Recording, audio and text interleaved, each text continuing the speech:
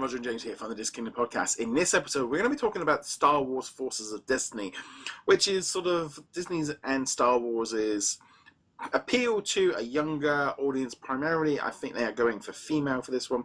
Strong female characters from across the whole era. So we've got Rey from the new ones, we've got Hera, we've got Princess Leia, we've got Padme, we've got Ahsoka.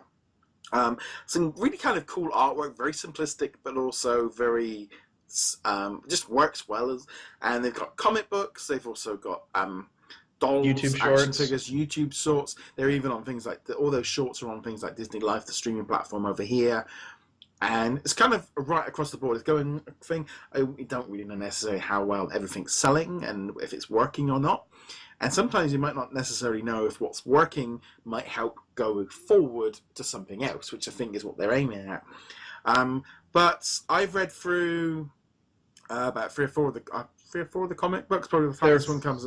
Five four out right now, and then Paige and Rose is the last one. Yeah, so that's coming out this week. Yeah, the review for that one will be out probably by the time this one goes as well, because that one's Tuesday, so I haven't read that one yet. It's the kind of the comic books. Some of them have been good. Some of them have been a bit. Rey. Yeah, Rey's was quite bad, really. It wasn't that it was bad. It was just like you're retelling The Force Awakens. Yeah, it was just retelling a scene from Force Awakens, which I felt it was a bit like, okay, are we getting going?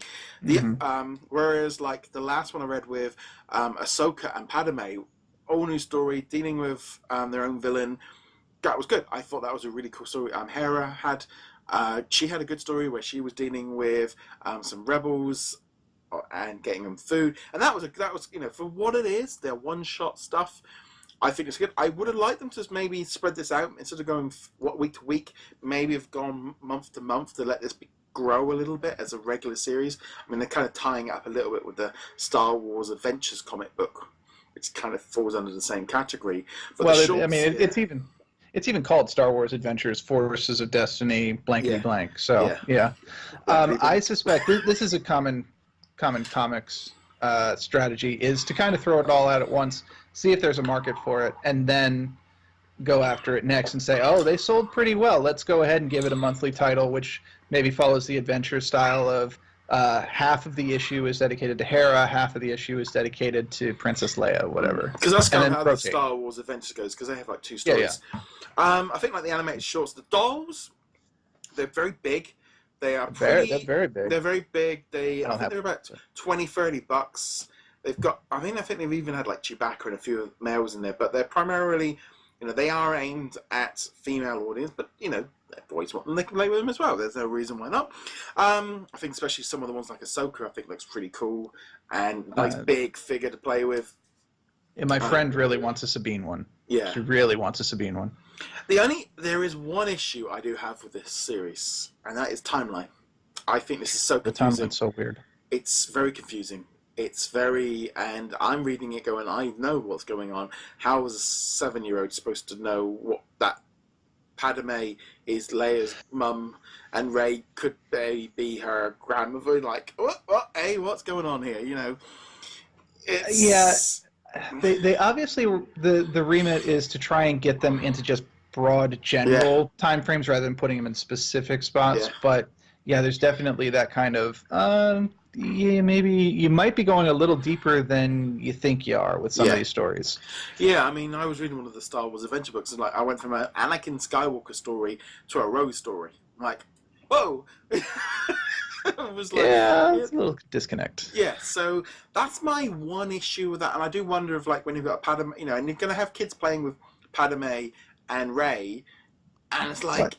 Can I just ask, why are you adding an extra A into Padme's name? Padme. Padme, all right. I'm hearing Padme. Well, at the end of the day, this is the thing. If you get a name stuck in your head 20 years ago and trying to get rid of it... that's fair.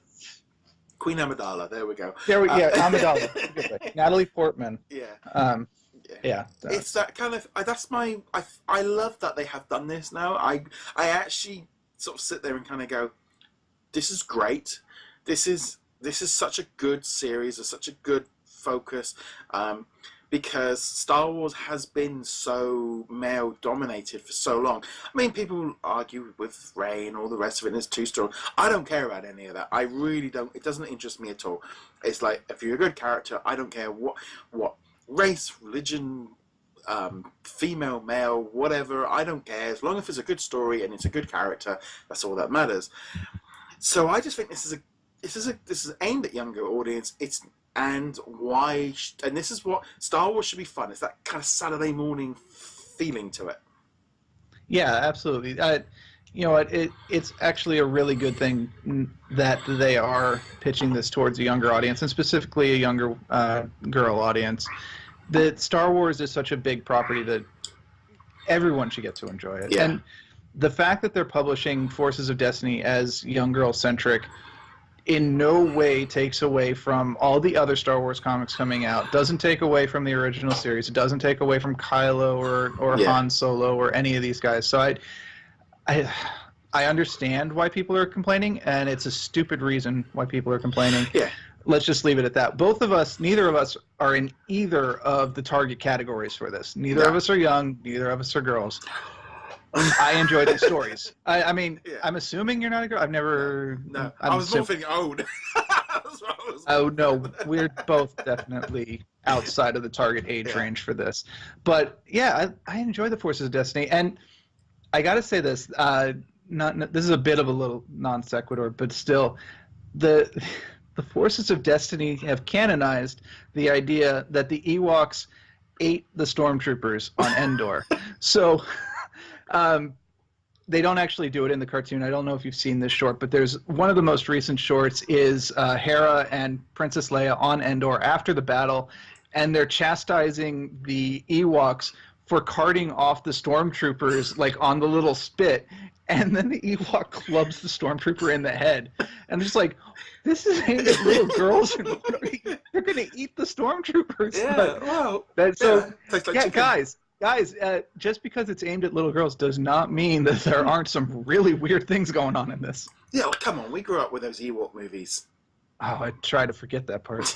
When everyone thought Return of the Jedi was the end of it. No, when we were kids, they came along with a couple of movies afterwards.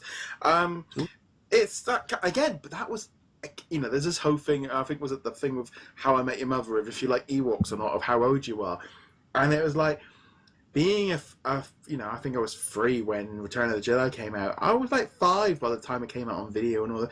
I was the right age for Ewoks, and Star Wars is aimed at kids, and not everything is for everybody. They don't and I don't agree with the fact of, let's open it up. Let's let as many people enjoy these characters as possible, and as many different formats as possible. Be it video games, comic books, animated TV series, movies. Not everything has to be full-on, deep lore, and full-on everything. If you want that, then the novels are better for you. And you can go a little bit broader and stuff. But an animated short with some dolls and stuff. I just think it's like, because I got to see quite a few of them in the Disney store the other day, and it's like, these are great. I sort of sit there, I just think this is a great idea. It's not for me, but I don't have, it's like, this is good. This is great that it's there. Yeah, no, like I said, my friend, who is actually a little bit older than I am, she really wants a Sabine figure. So there's obviously an audience for these, and we don't know what the sales figures look like, but I do know that they've got their little market, and even if the dolls maybe don't sell as well as some of the others, I hope they keep pushing some of this media. It must have had at least a little success, because they are copying it for the Marvel program. I forget what it's called right now, but it's, starring Black Widow and Squirrel Girl and all these ladies, so obviously they found some value in it. Yeah, I think it's good, and I think DC have been doing it with their female superstars. And it's just like, makes sense for them to do it. And I think the dolls as well, the way that they're actually designed, they're actually very, I would say, quite neutral. There's just a white box, Star Wars Forces of Destiny. They're not labeling it pink and all the rest of it. And because they didn't put like Chewbacca next to it, and I think there's a few other, it's like, no, it's good. I think this is a great series, but we'd love to know what you guys think. Forces of Destiny, let us know in the comments below. Get in touch with us on social media, etc. And also, are you enjoying the comic books, the animated series, etc.? Let us know. James, where can they find you? Find me at heroiclegacy.com. And even if you don't read any of the rest of the stuff, check out the short on Endor with Hera and Princess Leia. Yeah. Stormtrooper legs. There we go. Fried. Oh yeah. Stormtrooper, the other white meat. Some herbs and spices. Anyway, guys, thank you very much for watching. See you guys soon. Later.